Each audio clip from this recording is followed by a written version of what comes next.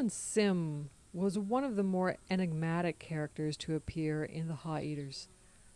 A sworn deposition she gave on June 28, 1877, about the deaths of William and Charles Bryan at the hands of her boss and his son is recorded in the Murder on the Manitoulin pamphlet put out by the Manitoulin District History and Genealogy Society in February 1993, and it reads as follows.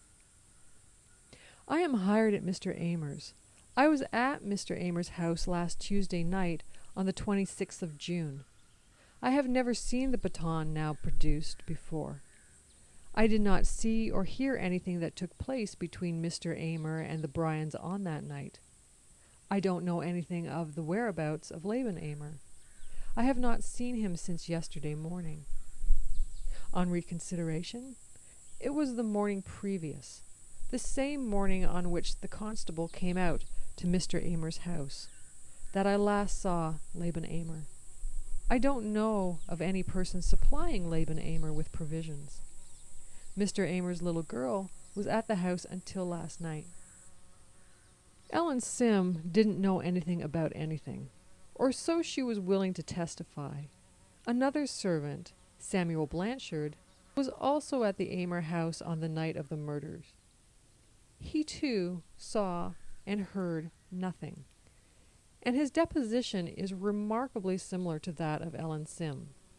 It appears as though both servants had their testimony dictated to them in advance, presumably by their boss, George Amer. More than likely, Ellen knew more than she was saying. It's also more than likely that she's the one who was bringing provisions to Laban Amer when he hid in the woods on the north end of the Amer homestead in his ultimately failed effort to avoid the law. What's not as clear is what Ellen gained by lying. Was she appeasing a ruthless boss for the sake of employment? Was she financially compensated for her testimony? Was she merely being loyal? We'll likely never know.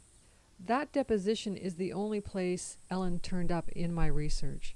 I could not locate an original copy of her deposition, just the pamphlet's rendering of it. Ellen does not testify at the trial, nor is there any suggestion she spoke at the coroner's inquest, held just a few days later on July 3, 1877. There is also some confusion as to what her real name was. It's recorded in the pamphlet as Ellen Sim, but I could not find any suggestion that she ever went by that name.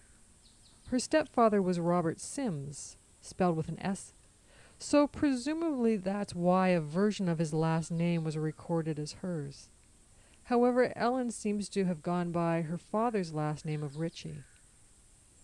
Whatever her name was, she was most likely born in Collingwood in 1857.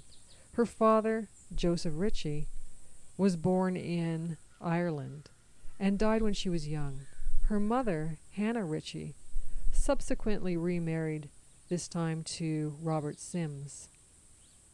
Both Ellen's mother and stepfather were born in Scotland, and as a child, Ellen lived in Angus, Ontario, and later in Sarnia, until her stepfather, a retired sailor, purchased a boat in 1868 with the intention of taking settlers to Manitoulin Island.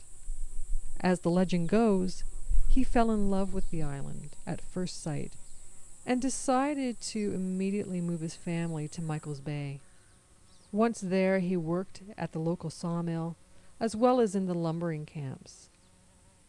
He also continued to use his boat to transport settlers and their belongings to the island and to haul much-needed supplies to Michael's Bay from South Weymouth.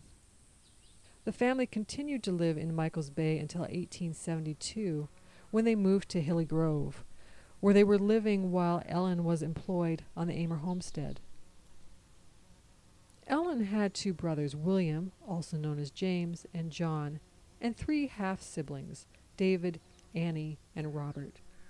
The youngest sibling, Robert, was born in Michael's Bay in 1870, making him one of the first European settlers born on the island. In 1898, Ellen married William Corish in Providence Bay. The couple would have no children. She died of cancer on November 26, 1922, and is buried in the Providence Bay Cemetery.